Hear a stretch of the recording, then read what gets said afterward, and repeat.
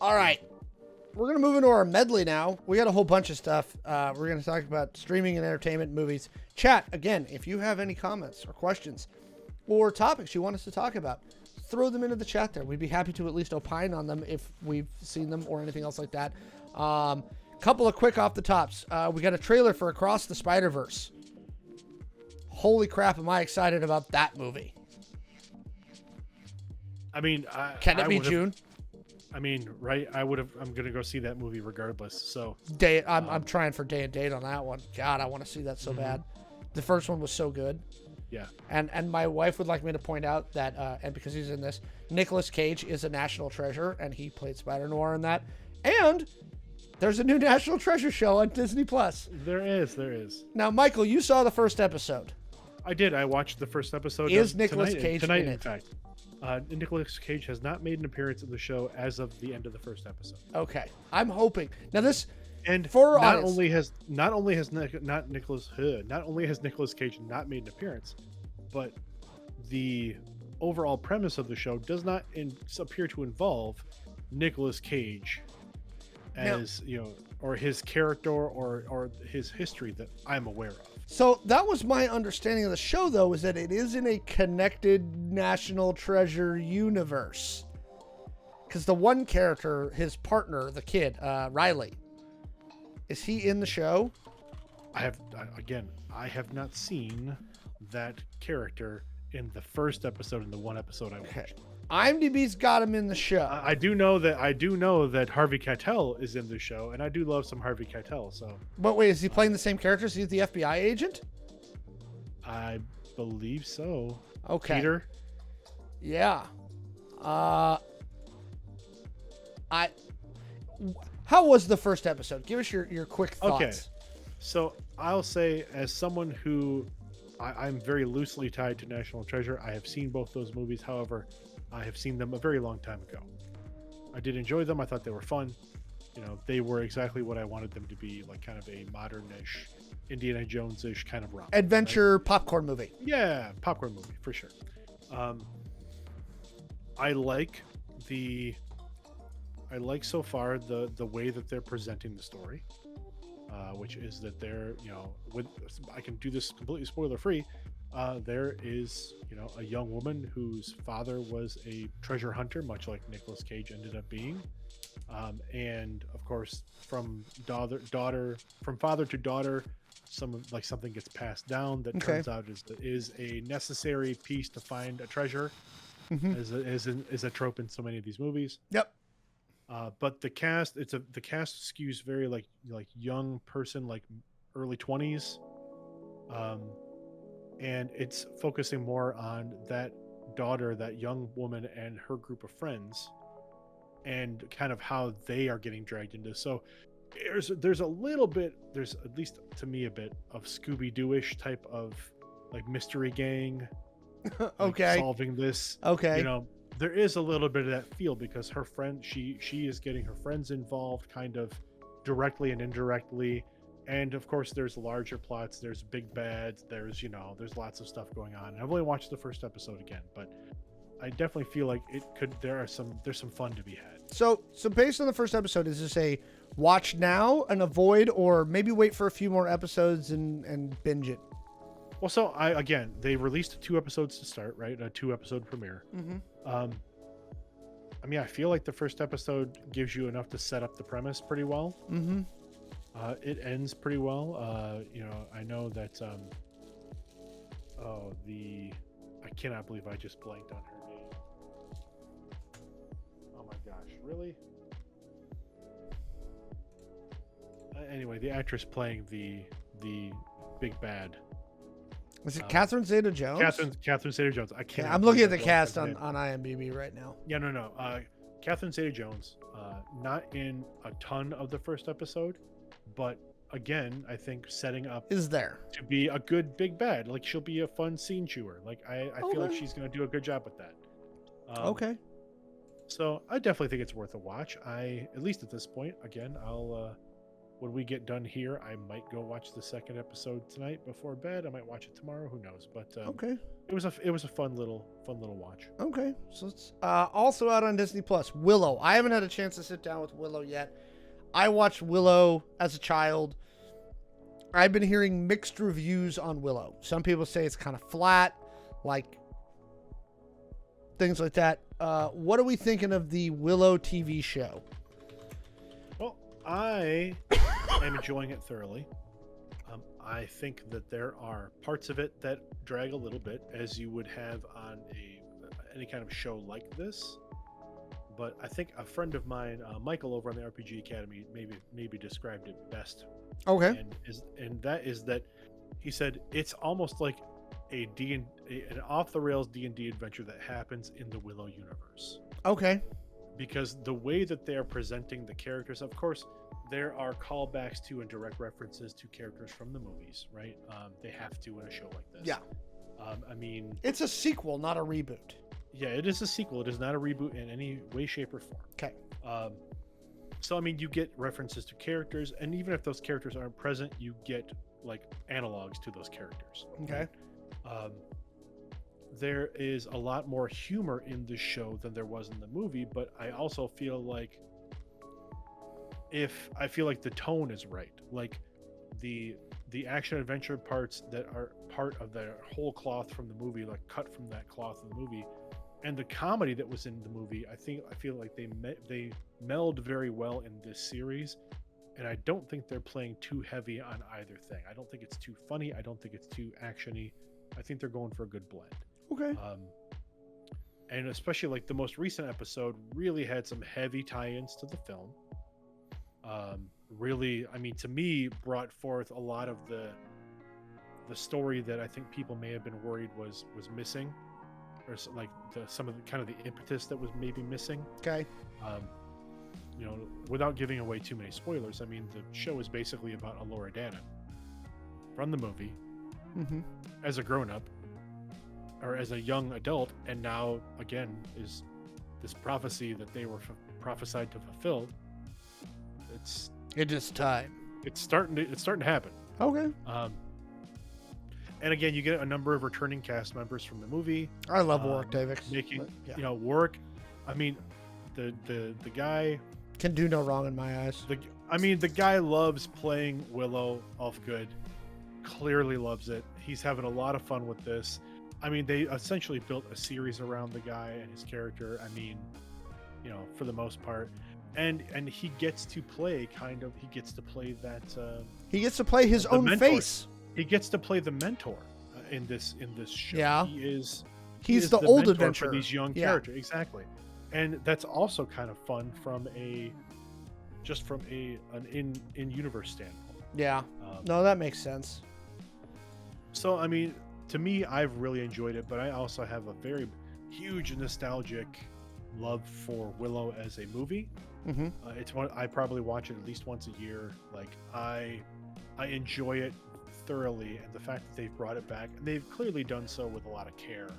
I feel like the production team behind this, the writing team behind it, really loves the material. I do feel like that shows.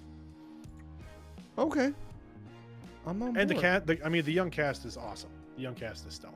All right. So again, is it a watch now? Maybe wait a little bit. I say watch it. I mean, if you've got time, if you've got some time to spare, and you enjoy kind of like high fantasy or even low fantasy, like adventurous romps, this very much has adventure, has comedy. The fight scenes are pretty good. Like it's fun. All right. So there you go. Also on streaming, Amazon has officially announced plans to develop a TV show based on God of War.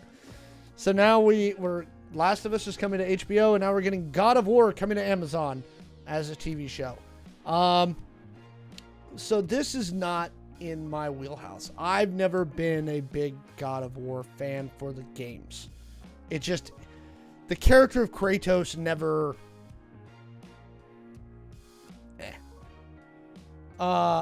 So Kratos as a character never really did anything for me until the recent reboot, until the PS4 God of War with Christopher Judge. as Kratos. Like like that story being a father-son tale was the first time that Kratos as a character actually like spoke to me. Like, Okay. and I feel like if they keep the tack of of that God of War, the new God of War Ragnarok, I have not played that one yet, but I've heard again story-wise that it's very good. Like if they keep that feel to Kratos and like the kind of that humanized version of him, I feel like that's a better tack for them. But again, like God of War as a game shares a lot of common blood with Last of Us, in that it ends up being kind of a tale of parent-child and struggle and like growth, right? And maturity and growing up, and like there's a lot of all those things that intertwine between both of those stories. Yeah. God of War, I think, has the potential to be a good series, again, provided that they get some really good writers on board. Yeah. Because from an action standpoint, it's all set. Like, boom. I mean, you don't have to work hard at all to make God of War a great action series. But to make it compelling, they're gonna need to humanize Kratos more, like these newer games have, versus the old PlayStation 2, 3, 4 action games. The really action heavy, like, mobs of enemies coming at you all at once all the time, that type of storytelling. Yeah. So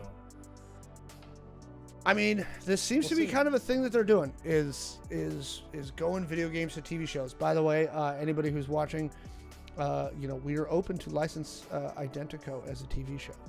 Just saying. Okay? It's out there. Last little bit of stream news. We started to get some set photos from Star Wars Acolyte. It is filming. Okay. All I right. am excited about Acolyte. Like, I am really, really excited about this. It's a High Republic era show. It's 100 years before Phantom Menace. Again, we know that Daphne Keane is in it. I believe that she is going to be... Yeah, it is a Sith-led story by star Daphne Keane. It also teases and offers to how the Sith infiltrated the Jedi. I'm really, I am stoked for this show. Majorly stoked. Because I think they can do a lot more with it. The downside to The Mandalorian, and this is actually what's bothering me about The Mandalorian. It's always bothering me about The Mandalorian. All right, Grogu is here, right? We know that eventually Kylo Ren kills off the Jedi Academy. So, does Kylo just not go hunting for other Force users? Just like, all right, well, I killed Luke's Jedi, so I'm not going to worry about anybody else. And Grogu's just hanging out there. I don't like that they've kind of written themselves into a corner with the sequel trilogy. They haven't, though. Because the First Order's coming, we know. Well, no, but that's the thing, right? I mean, Mandalorian is in a time spot, in a spot in the timeline where Grogu exists in that part of the timeline, and whatever happens to Grogu as part of Mandalorian, right? None of the other materials, we haven't seen him in any other materials. Let's say that Mandalorian ends 5 years before Force Awakens happens. Mm-hmm. I'm always gonna be like, what happened to Grogu? Grogu just the First Order came along. Fuck it, I'm chilling. That's the stuff that bothers me in those films. I mean, that's the thing. The implication that they've given us is that Grogu goes to study with Luke and then leaves. And never goes back. It doesn't go back. So whatever happens. But then Grogu doesn't think to fight against the First Order? But we also, we have Grogu currently. We have Grogu basically in the custody of Mando. Mm-hmm. And we also, we know Mando has a relationship with Ahsoka. Mm-hmm.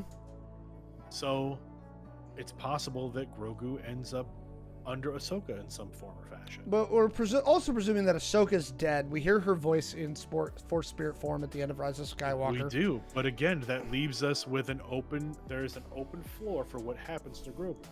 That's and true. if Lucasfilm, if the continued stories of Star Wars have told us anything, it's that when the Jedi were exterminated, the Jedi weren't really exterminated. Yeah. That stuff always kind of bugs me, though. So anyway, I'm happy that Acolyte's going even further back. Give them more room to play where you're not running into, wait, what? Right? This is only 15 years away.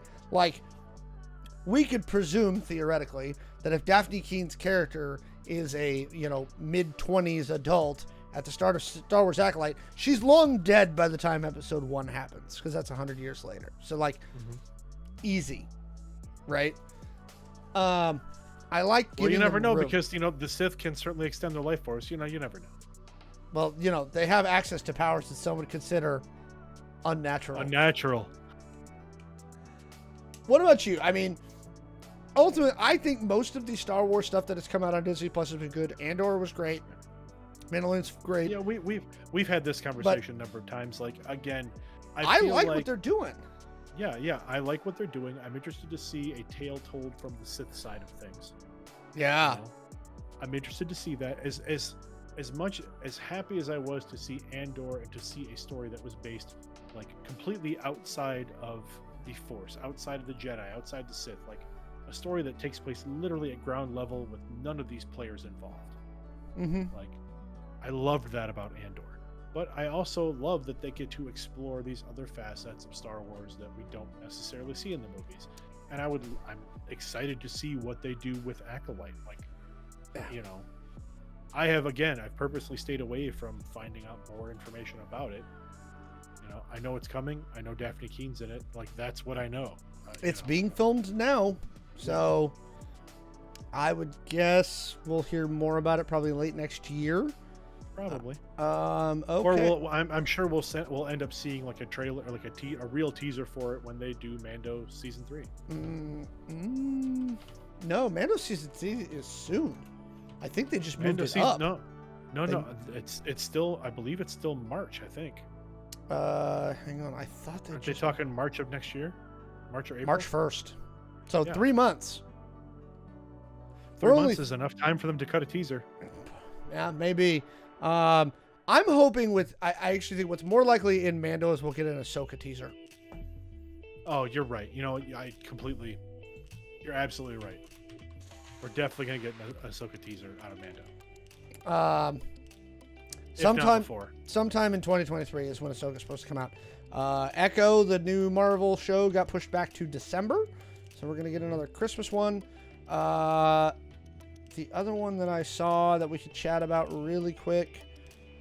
Where did it go? Stupid machine.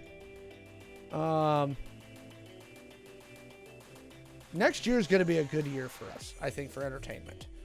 This year, I think we're still doing the COVID catch-up, where a lot of stuff did this. Oh, there we go. There it is. Dune 2 has wrapped filming. Principal photography is done. As of, I think, yesterday. I'm super excited about this. Did you enjoy the first Dune? I did. So I thought you said Doom. Dune. Like Doom, and I'm like, wait, what? Dune Part 2. No. I got you. Has wrapped. Yes, I'm excited. I'm excited for the second part. I very much enjoyed the first one. I enjoyed the tale. I enjoyed the take on it. I thought the cast was amazing. I'm looking forward to see where they go with part 2. As far as how it's presented. Oh, yeah, okay. I'm not. Where are they going with this? I'm excited to see how they play out the rest of that story. I am too, and I thought the first one was really well done. Mm-hmm. Here's my question: have you read the Dune books? It's been a long time. Okay, and I think I read Dune, and I think I read Children of Dune. I think that's it. Children of Dune and God Emperor of Dune start to get weird real fast. fairly sure that's why I didn't read more. I'm kind of curious because there's billion-dollar franchises. I'm curious if Warner Brothers makes any more after this. And I'll be honest, I kind of don't want them to. I kind of want them to do Dune 1, Dune Part 2, and just stop. There is something Stop. to be said. There's something to be said for leaving something to be the thing that it is, right? Like, make something good and then leave it alone. I still kind of think they should have done that with Indiana Jones. I think Last Crusade was the perfect way to end that series, but I don't run Lucasfilm. For more on that, watch last week's episode of Identico After Dark. You can check that out on YouTube because we talk about that. So Dune 2's wrapped principal photography. It looks like it's going to be out in November, I believe. Yeah. Nope, December 15th, 2023. So, almost exactly a year away from Dune 2. I'm looking forward to it. I thought Timothée Chalamet did a great job. I thought Oscar Isaac was great. I thought Zendaya was good. I basically had no complaints about Dune. No, same. I didn't really have any issues with it myself. My only real issue was I wished I didn't have to wait for the second part. That was what, at the time, that was what I was bummed about. Damn you, Denis Villeneuve. And last but not least, Foundation got renewed for a third season before the second season's aired. I don't know why. That show, as I'm a fan, I tried to do weeklies on TikTok on that show and I lost it after about episode 4. I was like, okay, I'm done. Can't do it anymore. I think I'm now back in the camp of Foundation may be unfilmable. So it just might be. That's pretty much all I got. Michael, anything else you've seen interesting? To round out our medley? Not really this week for the medley. I was reviewing some stuff, after I ate dinner. I was like, I think we touched on everything major I thought would be interesting to touch on. Yeah. So I don't have anything new. All right. So with that, we'll be back on Tuesday with another episode of Chaos Inc. We will see you then.